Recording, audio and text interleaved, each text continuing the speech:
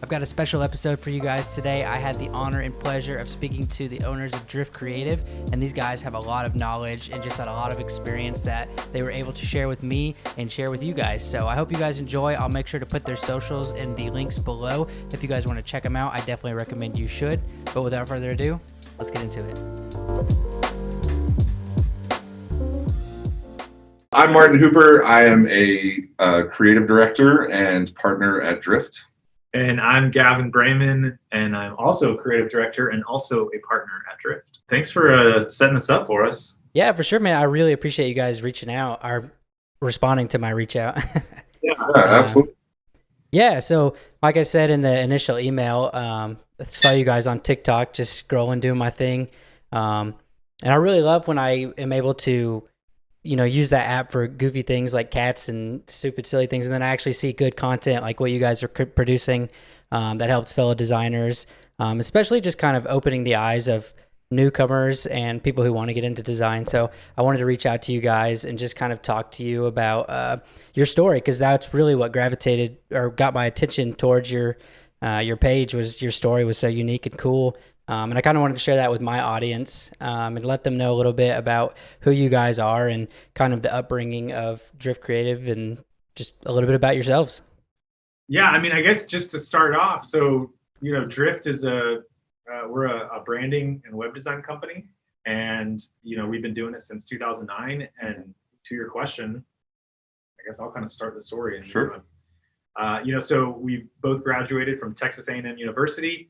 And at that time, like most young designers coming out of school, we didn't have jobs. Well, we were both working for firms in kind of like a part-time capacity, and neither firm could really afford to take us on full-time. It was right when the economy had crashed. We didn't have careers. Yeah, we did not have careers. Have a big boy job lined up. Right.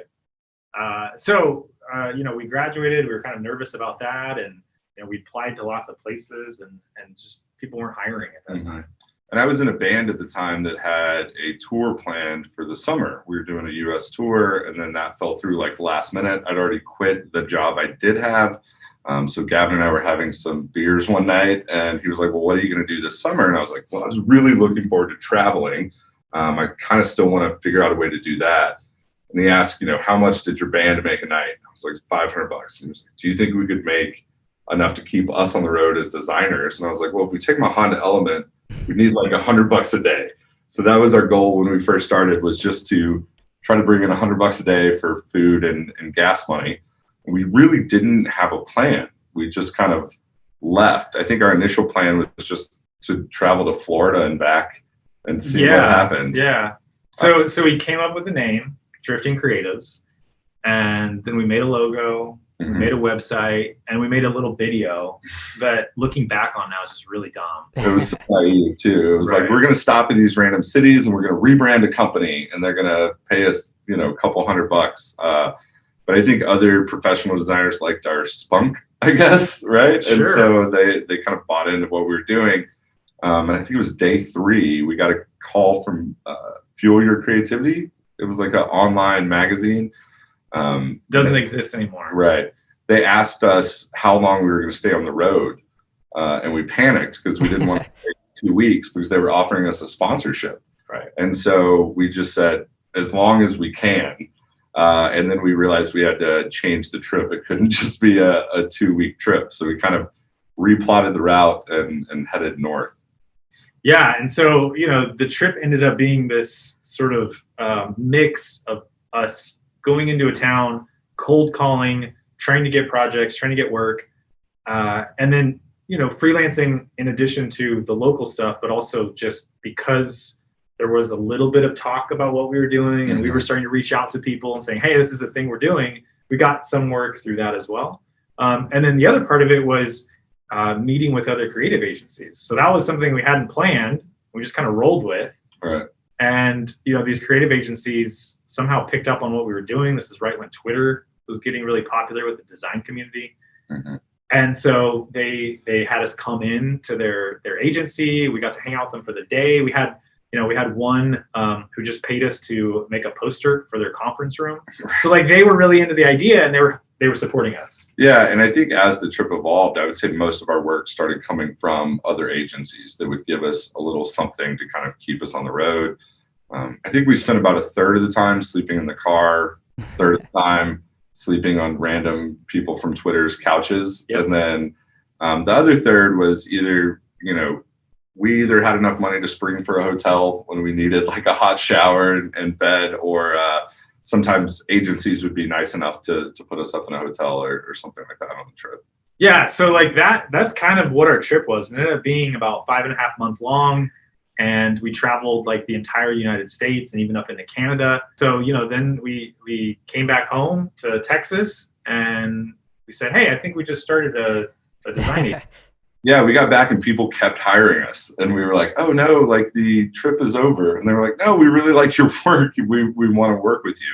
And so we kind of put our flag in the ground, and then here we are 11 years later. Wow. I mean, that's incredible. I could almost see that as like a mini series, or like a 10 episode series or something, like it's super cool. That's probably one of the most unique stories I've heard about, developing a business and growing it that way.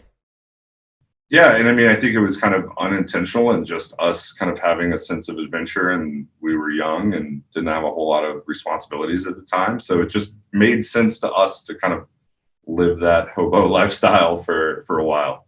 Yeah, and I think another motivation when we first started was, this will be a really good portfolio piece. Like this will be a cool thing to talk about in job interviews. Right. Thing that gives us that leg up. Mm-hmm. And it's kind of interesting how it completely shifted. Yeah, I mean, I think that was our initial goal, was just to have something that would let us get our foot in the door and be like, listen, we learned from all these firms across the country, and we want to bring that knowledge to whoever we're going to go work for. But then it turned out we just brought that knowledge to ourselves and started our own thing. Yeah, I mean, that's insane. I definitely see how you could see that, like, being a huge leg up against other people you might be interviewing against. And also, too, just probably the amount of contacts you guys created from that, I'm sure was huge and helpful. Well, and I think that really helped us grow as a company, right? We had access to so many amazing mentors that we'd met on the trip that, we spent nights with, like, drinking and hanging out and forming a bond with these people that had these big firms. And then we were able to maintain that friendship and got advice, got contract examples, like all kinds of things that really helped us, especially early on, kind of form who we were. Right? I mean, and now it's been 11 years since we did that, and we still have those connections, and we still talk to those mentors, and we still get advice from those people, because when we were first talking to them, they had like 10-15 years on us, and they still have that 10-15 years. I would say it's probably when you got back to Texas and realized clients were still hitting you up and wanting you to do work. But is that kind of when you got the idea that you were onto something and you were going to start your business? I mean, I think so. Probably towards the end of the trip, we got that sense, right? By that point, we'd been in a few magazines and things like that, and we were getting more contacts that weren't people we'd met on the trip, that were just hitting us up for work. And so at that point, I think we kind of thought, well, maybe we'll just freelance for a little bit and get other jobs. But then pretty quickly, once we got back, it started picking up to a point where it really necessitated us putting in more time than just, a few hours a night or something like that. All right, so we're going to take it back a little bit further. When did you guys start getting influenced by design? When did you know you wanted to be in this field?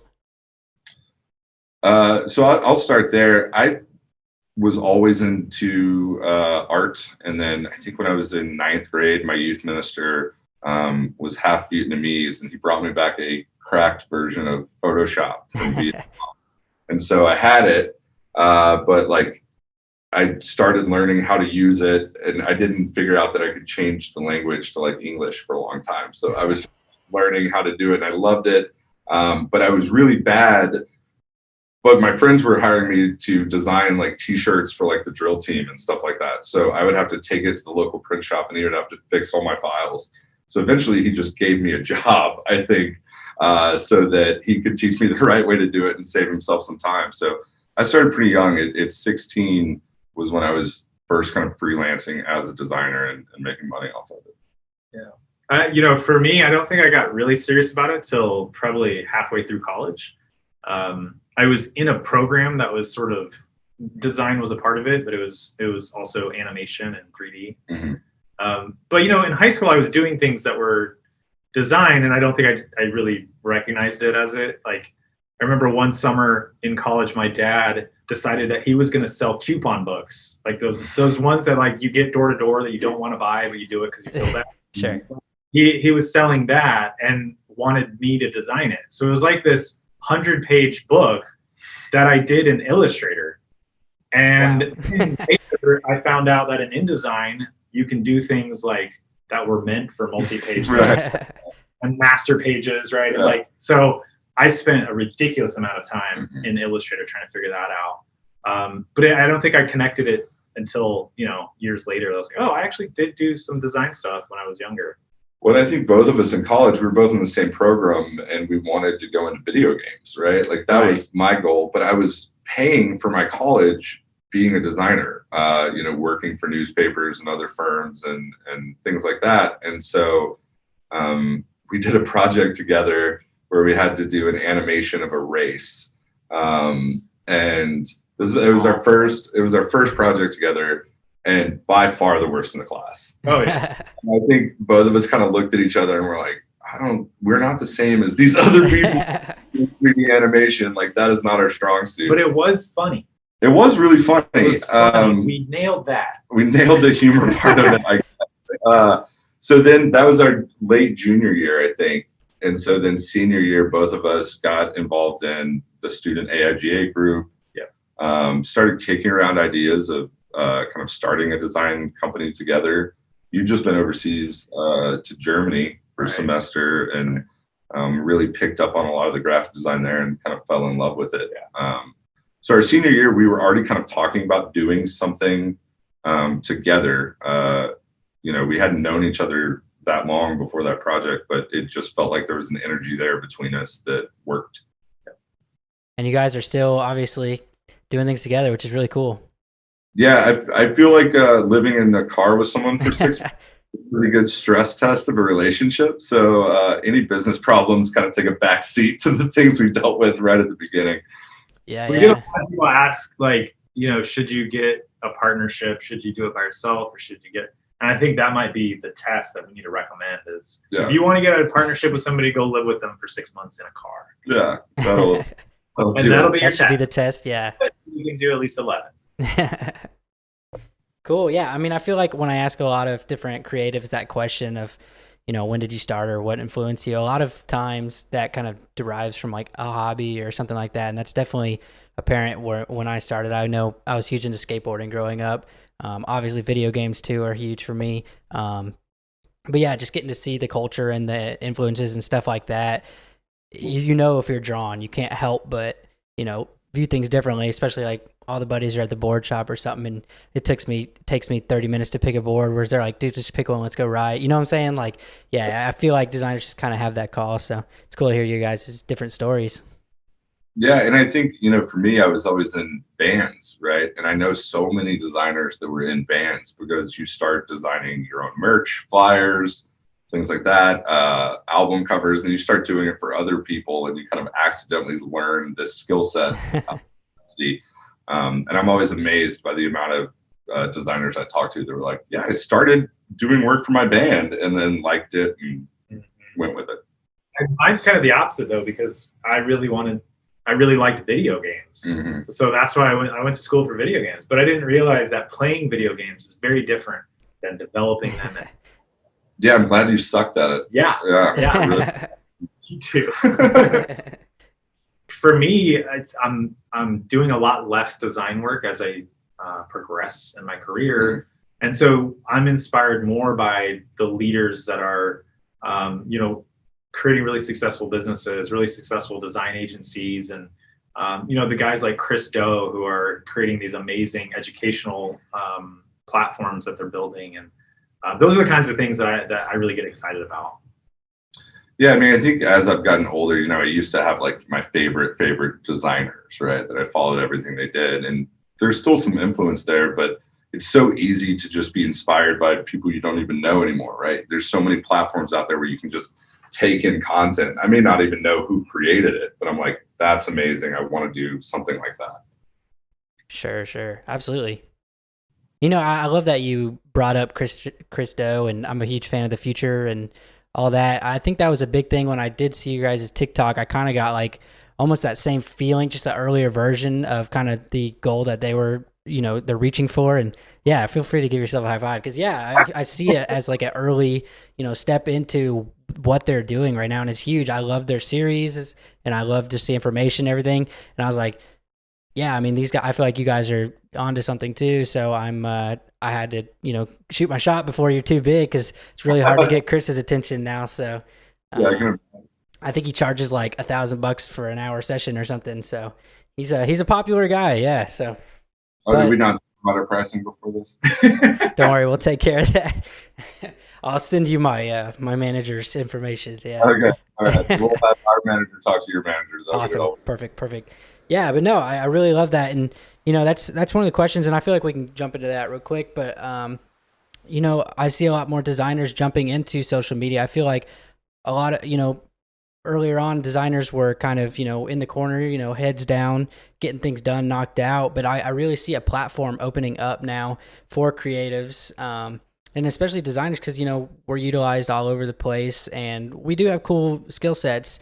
And I'm excited to see people starting to, branch out, like on TikTok and Instagram, on YouTube, obviously, just kind of showcasing what's out there, and, almost, showing like you're a talent yourself, just like what you can do. And what are your guys' opinions on, designers being on social media platforms?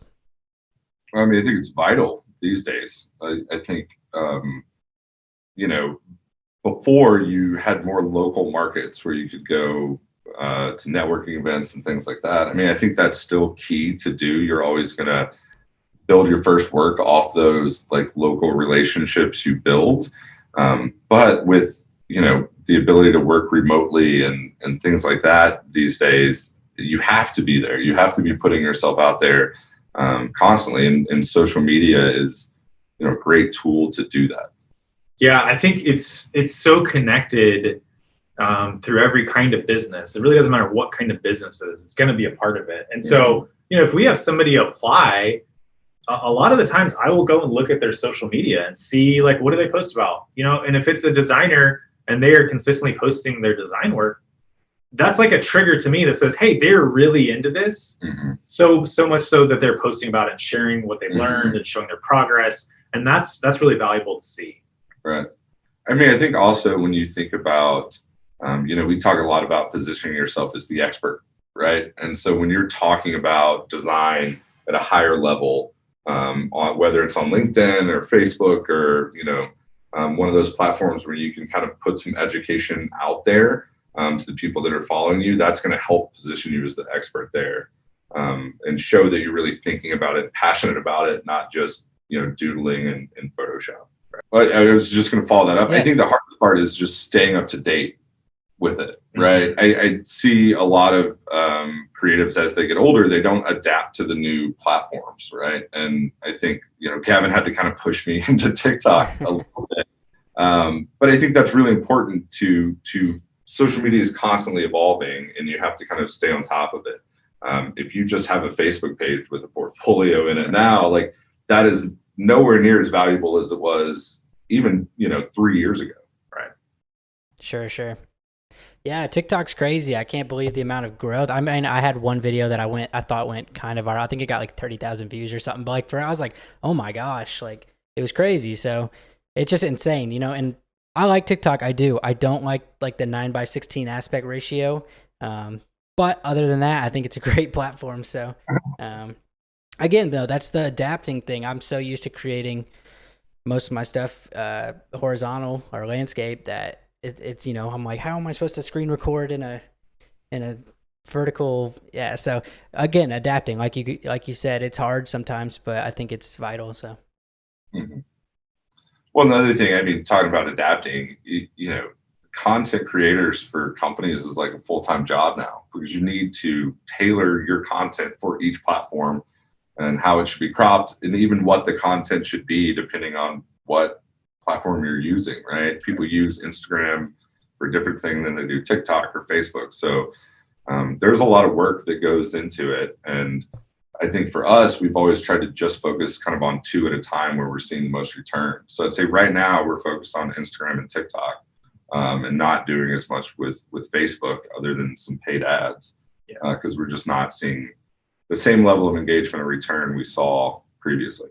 I guess this wasn't on my thing, but how do you guys feel about like elaborating what kind of return you're seeing through like Instagram and TikTok? How have you seen, like, what's the growth looking like from those platforms?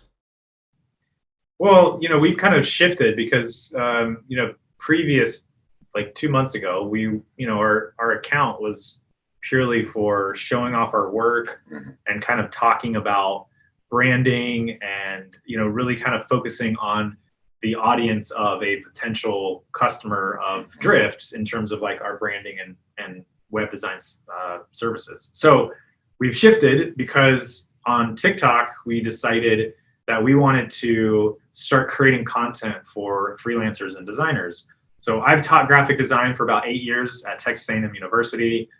Martin is constantly speaking at student groups and organizations about design. And so like we've been doing this a lot, and we get a lot of the same questions. We get it, and so we kind of decided like, okay, this could be a cool platform for us to use to start specifically creating content and develop some courses that help for, designers, be more profitable when they freelance.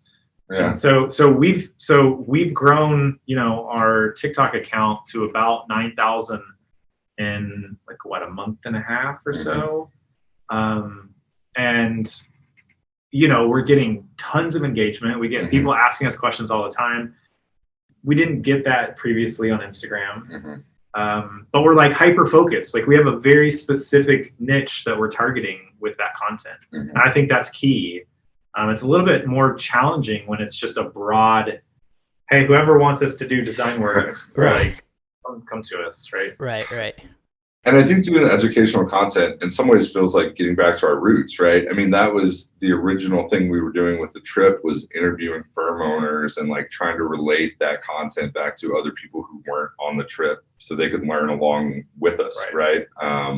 And we spoke at conferences and things like that, after the trip, about the trip. And so at some point, that transitioned from talking about the trip to talking about our firm and what we do and how we've done it.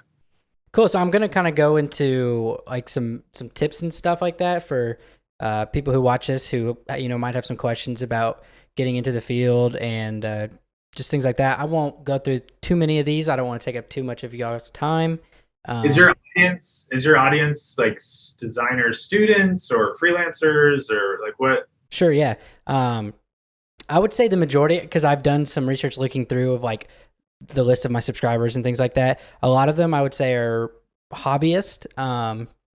They're getting into design. They may not know like the full aspect of what the world encompasses. Just things like that. So like maybe they just downloaded Creative Cloud for the first couple months and they're figuring things out, but they've got it down now. They watch some tutorials and maybe they want to start selling some stuff around their local area, things like that. So I would say my audience is pretty new. Sure. And again, maybe I have some more advanced people. I don't know. I still am a pretty small channel. And hopefully this ages well. I'd like people to be able to come back to it, sure, years from now and still it be relevant information. So, but yeah, that's the best I got for you. So yeah, that's fine. Cool. So yeah, the first thing I got was what would you say would be a good advantage, in 2021 for a young designer? What's going to get them, to stand out? What's going to help them in portfolio review, etc.? Well, that's a broad question. I think here's the way I've answered that very recently for a few people. There's no real shortcut to like being able to stand out other than like having great work and being very knowledgeable. So one thing we do at Drift is we have a book club, and if you read a book, if any of our team members read a book and present it to us, they get a $100 gift card. So building that knowledge and having that knowledge. So like reading as much as you can, knowing as much about the industry as you can, and being able to talk about that confidently is going to be what really sets you apart in an interview.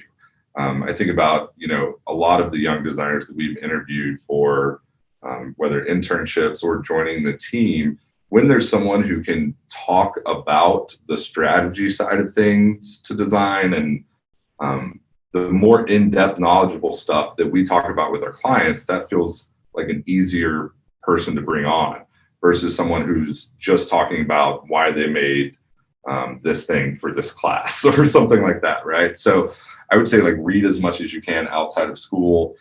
Start thinking about strategy behind the work you're doing. And in your portfolio, don't just show pictures of the work, but talk about why you made the choices you made. Because when you get to a firm or something like that, that's what you're going to need to present to the client. And that, I think, if you have that, those are few and far between in the portfolios, and those really stand out. So I would say a couple of things would be, we just did a TikTok about this actually.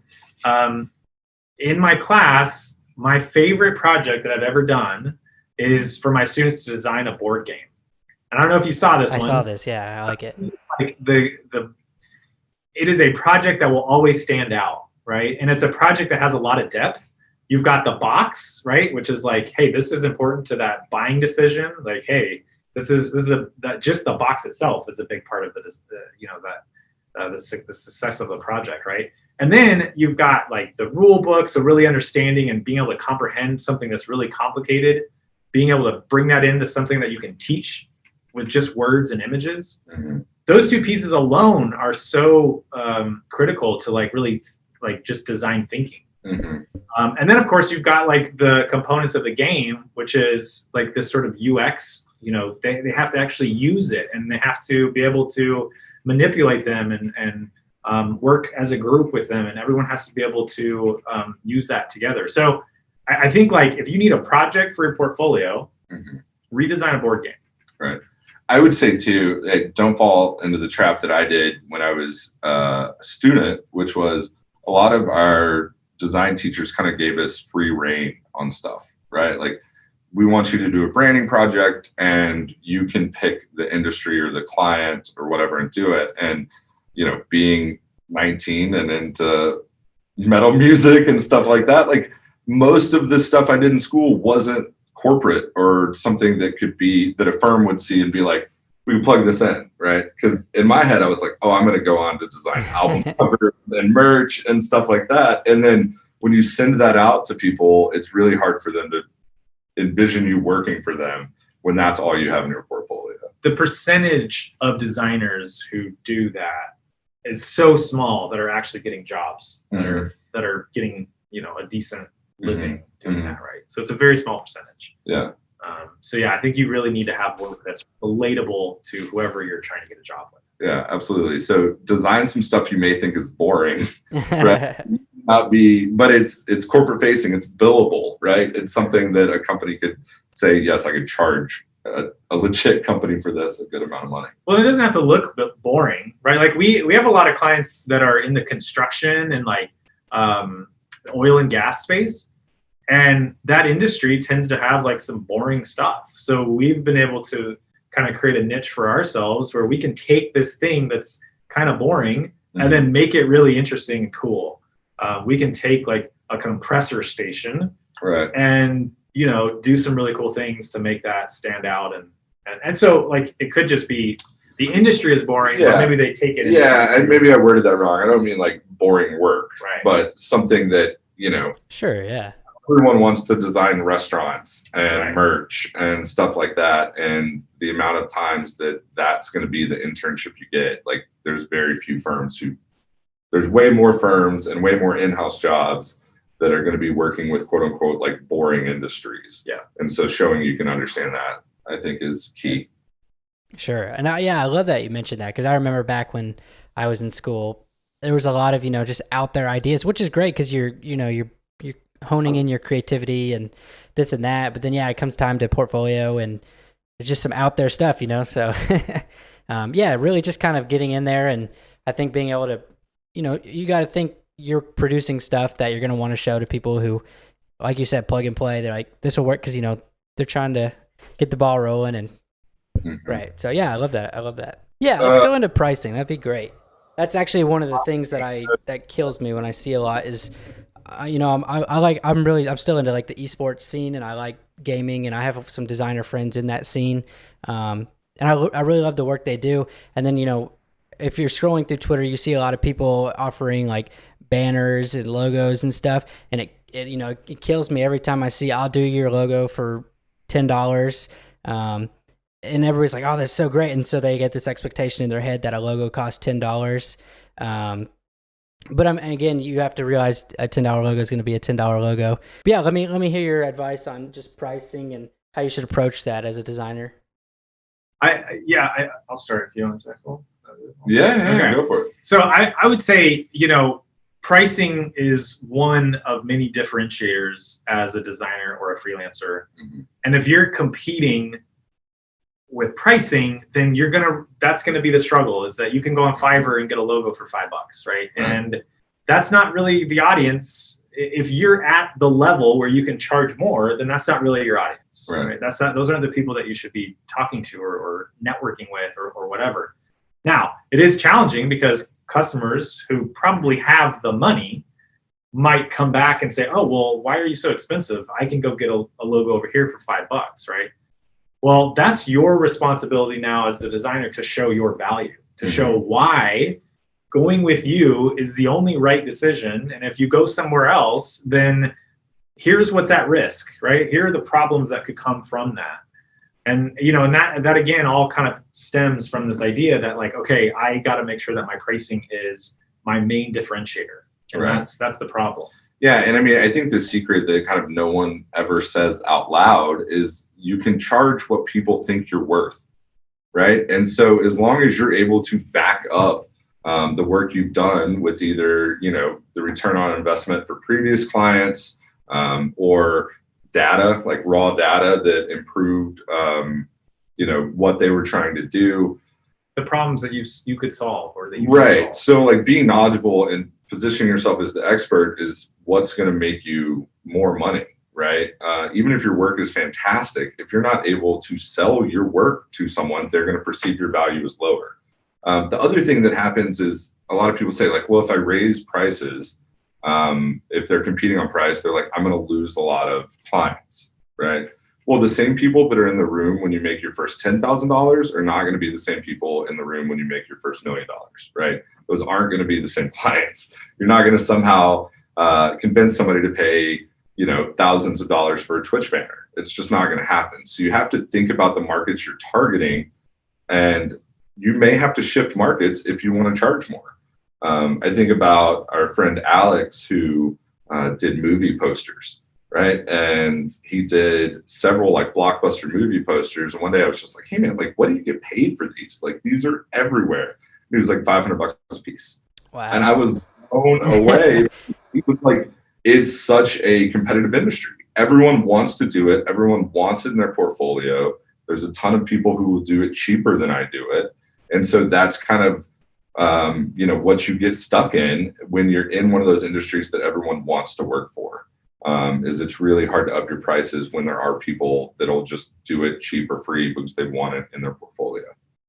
I think I would also add, you know, when you're first starting out, you might not be able to charge $500, $1,000, $10,000 for a logo. Like you might have to charge $50 or whatever it is when you're starting, because it might be a $50 logo. Right.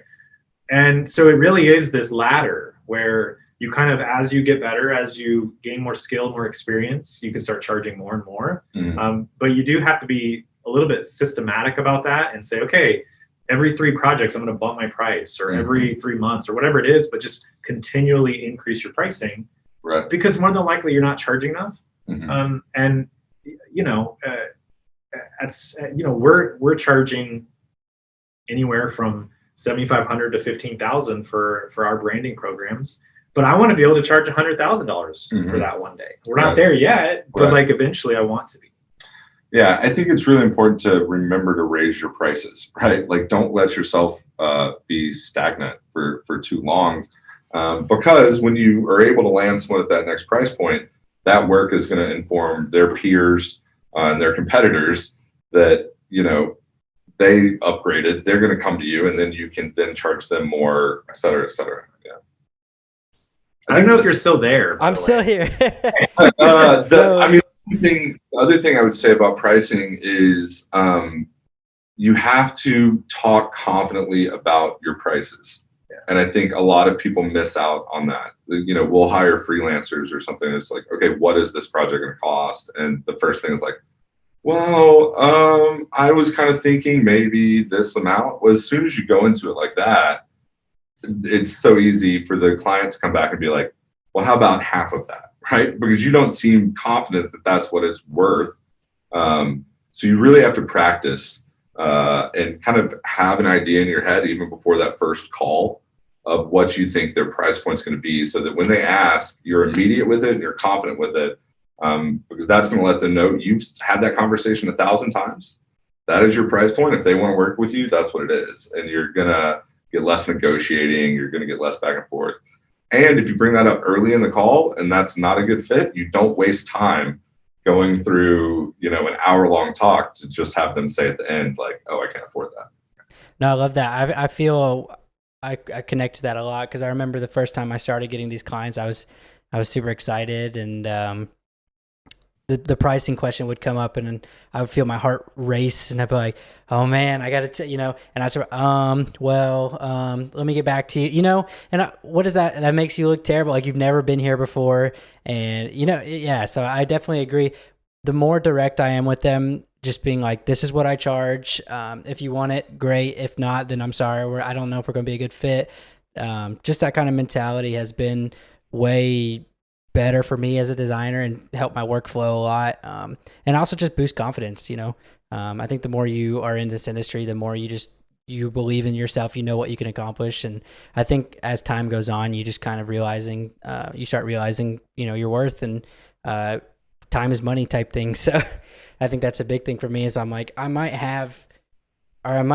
be able to do something, but I don't have the time. So, and I don't have a value that is worth that right now. So. Right. But yeah, I really love that. And I think, like I said, just talking about it early, right? Because I think that really changes the tone of the conversation when early in the conversation, you're saying, hey, typically for a project like this, clients are spending $20,000 to $30,000 with us. If that range sounds comfortable, I'm happy to dive in and talk about our process or things like that. Just lets them know that you're not wasting time. Your time is valuable, and this is what it costs. We can continue or not. Because that's the way like business at a higher level is done, right? People aren't afraid to talk about pricing. And if it's not the right fit, let's both move on. So as soon as you start, getting really deep into the conversation and then bring up pricing, it's going to feel awkward, because you've already kind of talked about what the problems are and how you might solve them. And then you may kind of blindside them with the price. Right.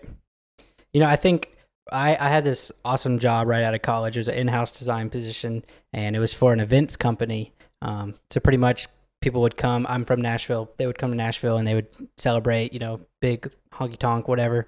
And I had no idea the kind of money corporations had until I started, working in there and seeing how much a table runner cost, or how much my mind was blown, and I was like, all right, I'm not, like designers really got to get a little bit more confident, because like they're out here paying $200 for one napkin, and it's insane. Yeah. So I think that was a really cool thing. Just getting, again, the business experience, seeing, how businesses talk and how money is handled. And I think honestly, yeah, it's just an experience type thing and confidence. So. Well, that's the thing, is like that the business of design like isn't really taught much in schools. I think the good ones it is a little bit, but that's kind of another reason why we were like, okay, let's make a course that teaches designers who don't have that experience kind of everything that we've learned in the last 11 years about making yourself a more profitable freelancer. Yeah, and I think we got a lot of that information from mentors, but we made a lot of mistakes. Right. All along the way. I mean, I can think, talking about pricing, we went to a meeting one time with like a Fortune 500 company, and we sat around a table that was like, I don't know, 18 feet around of solid something, marble or wood. I don't remember. Something expensive. The table probably cost more than my house, right? And we were young, and they were like, hey, we want this company we just bought to be rebranded. No telling what they spent to buy that company, right? They probably spent, hundreds of thousands of dollars to buy that company. And then they wanted to rebrand, and we said $1,500. And the meeting was over. Like at that point, because they were just like, oh, we're not hiring you guys. Like $1,500 for this, we don't trust you with that. Well, but then they also said, if we paid you double, could you do it faster? Yeah. So if a client ever says that to you, then you know that you way undercharged. And of course, we didn't land it. It just felt like when I said $1,500, like just seeing the response, that cold sweat, like flush of just like, oh man, that was embarrassing. Right. Like this chair I'm sitting in probably costs more than I'm saying I want to charge for a rebrand, right? Yeah. I've definitely had my fair share of that feeling, and I know exactly what you're explaining right there. So yeah, I wish, a lot of schools don't talk about. I don't remember ever talking about how I should price things or what I should, how I should talk to clients. All I remember is, design elements and history of design and this and that. And so, yeah, I think that would be really useful to start adding into curriculum and just making more of a normal thing. I feel like it's weird to talk about it, but it really shouldn't be. You wouldn't go to finance classes or get a business degree and not know how to talk about money. You know what I'm saying? I just think, it should definitely be. Yeah, and I think it's it's fighting the misconception, I think, from like friends and stuff like that too. I mean, even at this point, 11 years later, I have friends that don't know what we charge, and then when they find out, they're just like, "What? Like how?" And I'm like, "Okay."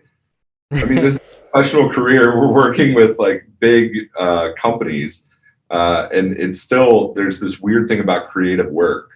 Where people have their a really hard time wrapping their mind around it if they've never worked with a creative before, or they don't come in contact with it. They just perceive it as cheaper than it is once you get to like a corporate level.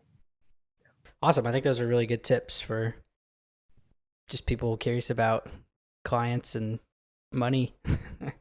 Do you have any opinions on the direction of design?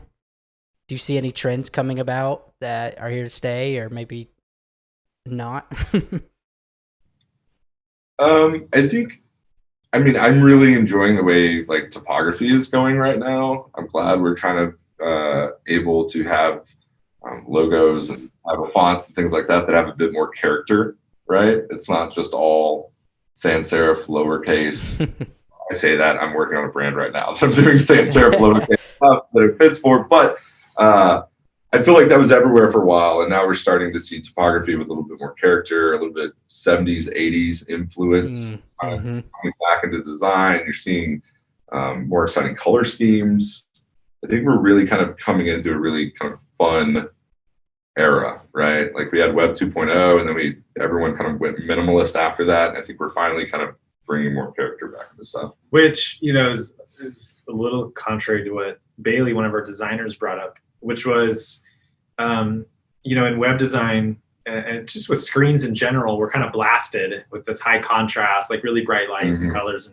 And so she had mentioned in Slack earlier today or yesterday that one of the trends for colors is going to be a little bit more muted because of that, right? Because we're constantly bombarded with screens and these bright lights. But I think that, those richer, kind of less saturated colors to me are very reminiscent of like late 70s, early 80s. And you're seeing a lot more tans and mustards and kind of forest greens and stuff for corporate stuff. Like McDonald's, like Travis Scott line, they did all as like a kind of dark brown. And they took the red and like really desaturated it in their yellow and really pulled it down too. And that was their whole campaign. And that's McDonald's, who was like primary yellow and red is putting out browns and kind of a mustard and like a desaturated red. And so it's cool to see big corporations also doing that. Yeah, absolutely. I love the way things seem to be going right now, especially you mentioned that collaboration with, help me, Travis Scott. Yeah, just the way things are going, I feel like people are maybe lightening up a little bit, having fun with it. And don't get me wrong, I really like clean design. Annoyingly, an Apple stan. Can't help it. But yeah, I really like the way things are going. I'm really into the rounded corners thing Apple's doing right now. I know some people hate it, some people love it. I'm really into it. I like the feel of it. I like to work off my iPad and then jump into the MacBook, and just the marriage between the two I think is really nice. So I like where design's going. I think it's being appreciated a lot more. I see it in a lot of different industries. And I'm excited, especially, again, we're back to the whole TikTok thing, but I mean, there's a lot of good UI design on that app. Love it or hate it. There's a reason you can't get off it when you get on it. So, I mean, I think the other thing that, at least I feel like I'm seeing is when we're thinking about like UI design, people are, building for mobile first more now, and that's getting more acceptable, I guess, to have like the hamburger style menu, big drop down menus and things like that, which I think is allowed us to push a lot of our designs a little bit further without losing usability, which was something we always kind of struggled with, right? Like if you go on to awards or one of those sites, some of the really beautiful sites you get on and you're like, okay, I'm struggling to figure out how to navigate through this site. And I am on websites all day, every day, and thinking about, website design. So what does like a normal person do when they come to this site? So I think there are some things that are happening. There's things that are becoming more, what's the word I'm looking for? Acceptable, or more habit, like there's some things you can do that are allowing us to put some more emphasis on the design of websites while still making them really usable, which is exciting. I guess the other thing that's back is like gradients. Adobe like changed their gradient tool, 2020, the 2020 release. Yeah. And I think it took a while for people not to just like go crazy with it. Right? It's getting a little bit more refined, but they're definitely back.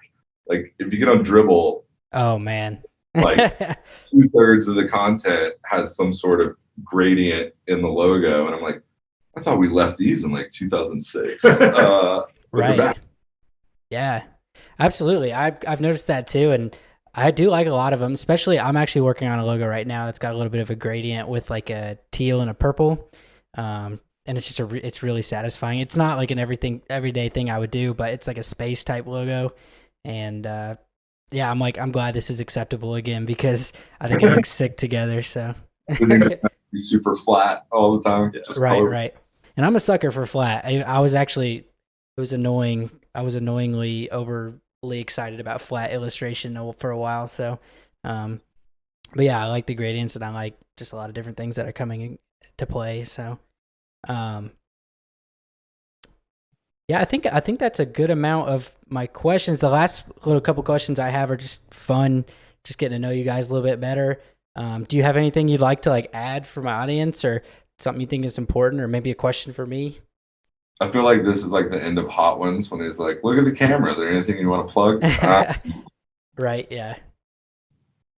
I mean, I think to me, the biggest tip I could give anyone is just like never stop your education, right? Like you need to like knowledge is money, right? Everyone says knowledge is power. It's money. That's how you charge more. That's how you make more money. And so if you're not constantly reading or learning or like keeping up with trends, you're going to get left behind. And that is the hard thing about the design industry, right? I mean, we see it all the time where firms that have been around for 20, 25 years just don't evolve or change what they're doing. And eventually even their biggest clients start to leave them and they shut down. So I would say that's kind of the biggest tip I have, past thinking about, the tactile part of design is just always be learning. Well, and even on a micro level, if you're a designer and you don't want to get burnt out, right? The best thing for you to do is to continue to educate yourself, continue to learn. Yeah, and do self-directed projects even when you're busy. Like find time to experiment and do new things. There's been so many times where I've done something for fun and been like, oh wow, that's really cool that I was able to manipulate this photo to do that or whatever. And then I find a way to plug it into a client project. So I think making time to experiment and push yourself when it's not a client project and you don't have those rules and you can just kind of mess around, is really beneficial. That was great advice. I love that. Yeah, absolutely. I think that's a big reason why I started this channel, just to, when I'm off, experiment with different things. And I'm not impressing anybody on here. This is just kind of throw it out into the world and see what happens. And like you've said, I've done things on here that I just wanted to learn myself, and I've actually been able to plug that into actual client work. So yeah, I love that advice a lot. Well, I think what you're doing is also a great testament to like extending your reach and your audience and your network, right? Like what you're doing, connecting with other creatives, like you are growing your network, and that's going to make you have a lot more opportunities, so that when you do have that knowledge, right? Like those two things together are going to be what gets you that next big project or that next collaboration or whatever it is you might be looking for. Yeah, and it feels like the advice everyone always gives of like network more, right? But I mean, it's really true. Even to this point, I would say 75% of the new work that comes in knows one of our clients, or there's some sort of previous relationship with them where we've met them or something like that. It's very rare that somebody just finds us from a Google search and, is ready to go, Right. Sure. Yeah, I believe in that 100%. I used to fight it. I hated networking. I didn't like talking to people or coming out of my comfort zone. But yeah, the more I've done it, the more people I've gotten to know, and just really cool experiences. Like, again, just shooting my shot, asking you guys if you'd be interested in talking, and you were receptive, and just really cool. All it took was a simple email. And I got to have a cool conversation, and I get to share this now with my audience. So I would definitely recommend you guys watching to, just shoot shots. Shoot your shot. Slide shots. Right. Yeah, for sure. So yeah, I mean, that's pretty much all I have to ask you guys about design. I mean, I could go on this for hours, but nobody would watch it, and got stuff to do. So, so we'll just end with a couple like fun questions, and then that'll be it. Okay. Sounds good. This will be like a speed round, I guess. So, what hobbies do you guys have outside of design? I know, again, we talked about video games and music, but like, it's a Saturday. What are you doing? Board games. Board games for you? Yeah. Shocker, right? Yeah. With the board game project. I DJ. I'm a DJ. I have a few residencies. Also love playing golf and college sports, and I think video games too. But that's it. DJing is probably the biggest hobby right now, and I'm trying to expand my photography abilities. So that's what I'm working on. Yeah. So this was rapid fire. I'm sorry, I talk a lot. No, it's cool. Yeah, I like the DJ thing. I actually just started getting into hi-fi stuff, so I could nerd out about that a little bit. Really? Favorite movies? Children of Men. The Matrix. Ooh. The first one. First one, yeah, of course. Music. Oh, well, I don't know. Yeah, you don't know. I don't know. You do not know. What I've been listening to recently, though, is I put on, it's like, it's Spanish. So I can listen to it, but I don't hear the words, so it doesn't distract me when I'm working. Listening to some Bad Bunny, Daddy Yankee. I have no idea. That's funny. Bad Bunny. Man, I honestly, as a DJ, there's too much. I'm really into Anderson .Paak, DaBaby. I love his stuff on the rock side of things. Red Fang, Red City Radio. Every Time I Die has always been a favorite. I could list bands for hours. Poster back there. Oh yeah. Oh yeah. Very cool. Yeah, I'm glad I'm asking the question and not receiving that one, because that one's always a hard one for me. So. Yeah, I have hours of playlists that I run through. Yeah.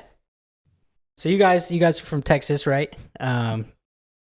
What I know, I'm from Nashville, so I feel like we have some things in common, some things different, but I feel like food is definitely a big one that we both get to enjoy. What kind of food do you guys enjoy? I know your answer. You eat it every day for lunch. Yeah, tacos. I love tacos. But I was actually going to say, did you know that there is a place in Nashville called Drift that does barbecue? Drifters. Was it Drifters? I think so. Drifters. Or Drift? I don't know about that one. I feel like I thought I had every barbecue, but I don't think I've had that one. Not being there anymore, but it was delicious last time we were in Nashville. Yeah. I'll have to check that out. We have to. I'll Google it after this one. I mean, barbecue is always huge. You know, one of my favorite places in town is one of our clients does barbecue. But yeah, tacos. We have this great taco place like right by our office, and so that is kind of our go-to. Honestly, in Texas, I mean, you can't escape Tex-Mex. There's a tortilla served with almost every meal. That's awesome. I'm a huge fan of Tex-Mex, so I feel envious sometimes. Although we got hot chicken, and I love that. So You just have a hot chicken place open up here in town. I haven't tried it yet. Really? Yeah, so fly. Oh. Anyway, cool. I'm gonna shut down this recording. Stay on for 2 seconds, and guys, if you made it this far, I hope you really enjoyed that content. They brought a lot of knowledge and really good stories and experience, and I hope you gained something from this conversation. If you guys like this video, go ahead and hit that thumbs up for me. And if you want to see content like this in the future, make sure you're subscribed. If you want to see content like this now, you can just go back to my older videos. I have a ton of illustrations, logo designs, rebrands. Check it out. If you want to get a hold of me, I'll have my Discord link below. It's a great place for us to chat and just talk design. Well, guys, I appreciate you sticking around this far. Until next time, peace.